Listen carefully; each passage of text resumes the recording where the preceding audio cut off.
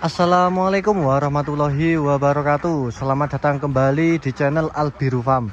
Oke rekan-rekan, jadi pada video kali ini ya saya akan berbagi pengalaman mengenai kenapa bebek petelur itu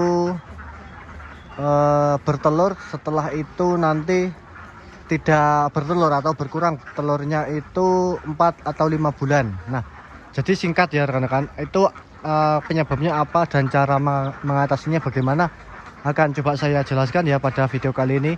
Namun sebelum itu, bagi rekan-rekan semua ya yang baru menemukan channel ini, silahkan di subscribe dulu channel ini agar semakin berkembang, dan juga simak terus baik-baik ya video ini, jangan di skip agar mampu paham terhadap apa yang saya sampaikan. Oke, langsung saja ya rekan-rekan. Jadi kenapa sebenarnya ya bebek petelur itu cuma bertelur bertahan 5 atau 6 bulan saja? Kenapa ya?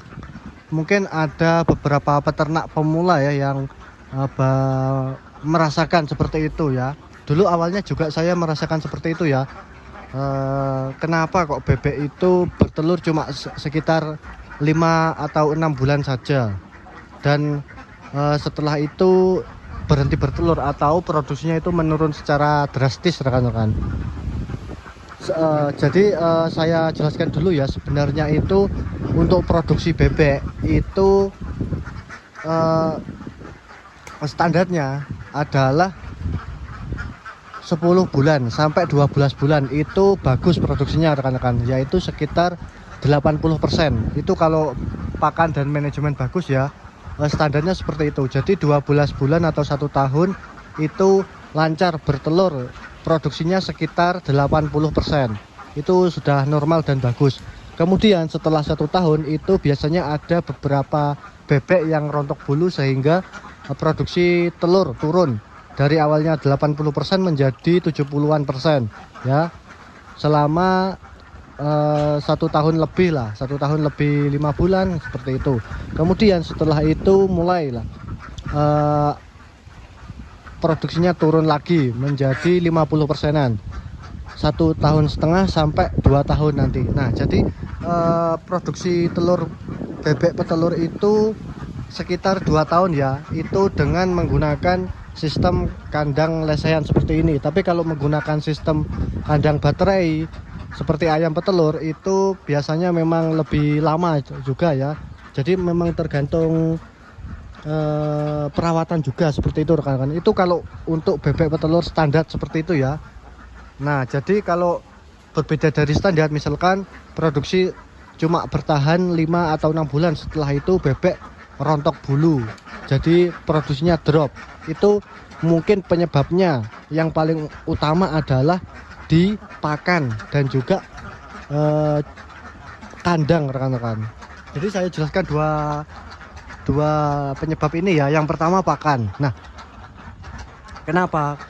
Karena pakan ini sangat pengaruh rekan-rekan ya untuk bebek petelur untuk berproduksi. Jadi harus sesuai dengan standar. Standarnya bagaimana untuk pakan? Nah, untuk pakan standarnya untuk bebek petelur itu adalah protein minimal 17% sampai 19% ya. Kemudian energi metabolisme 2650 kalori per kilonya. Nah, itu sudah saya jelaskan ya. Yang paling penting itu protein dan EM-nya. Kalau protein dan EM-nya itu di bawah 17%, terus EM-nya di bawah 2600, itu biasanya produksinya cuma bertahan 5 atau 6 bulan rekan-rekan. Setelah itu nanti drop lagi produksinya, produksinya turun drastis seperti itu ya. Jadi memang pakan ini sangat-sangat pengaruh rekan-rekan ke produktivitas bebek. Jika kita memberikan pakan yang bagus, insya Allah nanti produksinya akan bertahan lama ya. Jika kita menggunakan pakan jelek, itu memang ya produksi awalnya memang kelihatannya bagus rekan-rekan ya, sekitar 80-90 sama ya, tetapi bertahan berapa bulan? Nah, itu pertanyaannya. Kalau menggunakan pakan jelek dan murah, bertahan cuma 5 atau 6 bulan. Kalau menggunakan pakan bagus, pakan bernutrisi sesuai dengan kebutuhan bebek, yaitu meskipun mahal nanti jatuhnya lebih untung karena produksinya akan jauh lebih tahan lama. Seperti itu rekan-rekan ya. Jadi kalau untuk standar pakan campuran saya menggunakan metode yaitu 1:2, 1 kilo konsentrat 2 kilo kebi atau dedak atau bekatul, seperti itu kalau menggunakan pakan campuran. Tetapi kalau menggunakan pakan jadi ya saya cuma tambahkan 1 atau 2 kilo konsentrat saja di pakan jadi, seperti itu rekan-rekan. Jadi nanti ketemu proteinnya itu lumayan bagus, yaitu sekitar 19% ya. Itu nanti lebih dari kebutuhan nutrisi bebek sehingga produksinya bisa tahan lama, awet ya. Coba abang atau rekan-rekan semua itu coba sendiri ya di rumah atau di kandang rekan-rekan, coba menggunakan kalau pakan campuran 1:3 atau 1:4 seperti itu ya. Kemudian kalau menggunakan pakan jadi ya full pakan jadi. Itu nanti cuma bertahan beberapa bulan saja rekan-rekan, produksinya bagusnya beberapa bulan saja. Setelah itu nanti akan turun seperti itu ya.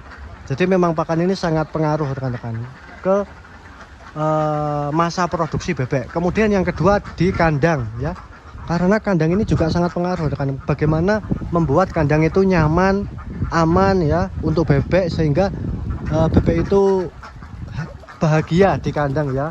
Kalau menggunakan kandang yang atapnya panas, terus kondisi lingkungan kandangnya becek, itu ya seperti yang saya jelaskan di awal tadi, mungkin produksinya cuma bertahan 5 atau 6 bulan saja. Setelah itu nanti drop turun terus, seperti itu rekan-rekan. Jadi usahakan kandang itu juga bagus ya, karena kandang ini merupakan investasi jangka panjang.